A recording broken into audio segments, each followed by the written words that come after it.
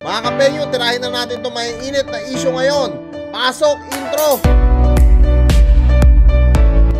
Hey yo, what's up sa inyo mga kapenyo? At today meron na naman tayo napaka-init na reaction video. Good evening sa inyong lahat mga solid kapenyo ko. Update lang tayo dito sa Chetae Couple Este, Boy Tapang at Cherry White na talagang patindi nga ng patindi ang kanilang paghihiwalayan.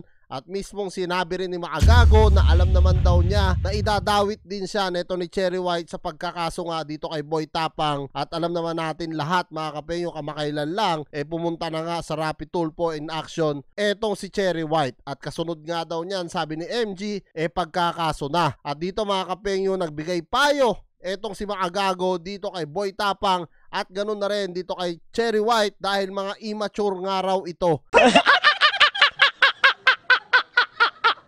At sana nga raw in the future, maging matured na etong dalawa.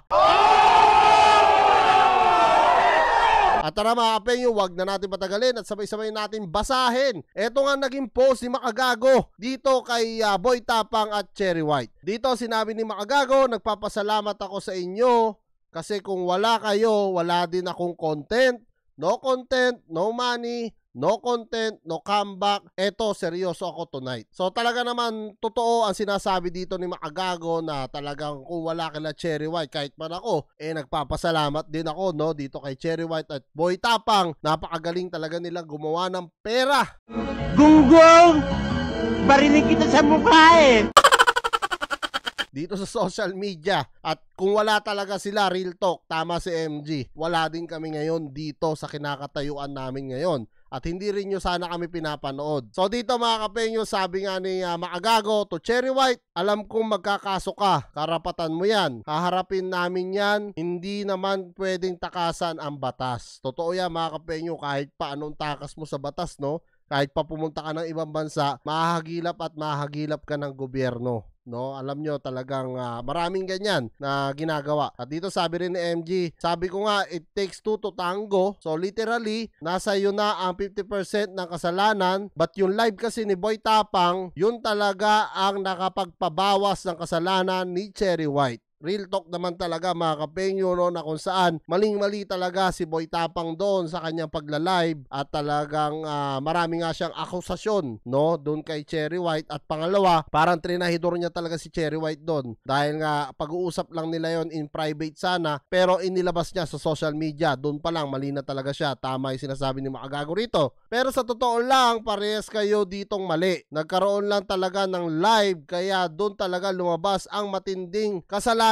ni Boy Tapang, which is totoo naman. At yan na mismo ang magbabaon sa kanya. Ibig sabihin ni Maagago siguro dito sa magbabaon sa kanya, yung career niya is going down dahil sa pinagagawa niyang mali, no? So yung mga tao marirealize nila na ganito pala si Boy Tapang pag nagagalit. At dito sinabi rin ni Maagago, kay Boy Tapang naman, napakahirap mong ipagtanggol. Hindi ko rin naman masasabi na hindi kita naging part ng buhay ko. Pero whatever it takes, I stand my ground. Dapat talaga panagutan mo ang mga mali mo sa pagharap mo sa mga problema mo. Diyan ka magiging matured. Sobrang immatured mo, matuto ka rin talaga sana ng salitang utang na loob. No, na kung saan mga kapenyo, alam naman natin lahat na nagsalita nga rin si Boy Tapang kamakailan lang at kinontra niya etong si Maagago. At yun yung sinasabi ni MG na sana marunong din tumanaw ng utang na loob etong si Boy Tapang. At sabi pa ni MG rito, at always feet sa ground, humble and humility. Sobrang tinamaan din ako sa mga bagay na di ko expect sa'yo, pero wala, that's life. Sana mahanap mo ulit ang dating ikaw at di ka ma-stuck dyan kung nasaan ka man ngayon. Magaling kayo parehas na content creator, which is totoo naman talaga mga kapenyo. Parehas sila magaling na content creator. At sa mga paggawa ng video na to, no, kung totoo man o hindi ang kanilang love story, tayo naman lahat nasiyahan. Pero nalungkot din tayo nung naghiwalay sila, di ba? At nabwisit yung iba na mga fans. Gago ka ba? Sa bandang yan, believe ako sa inyong dalawa. Magaling kayo humanap ng pera. 2 beses na yan!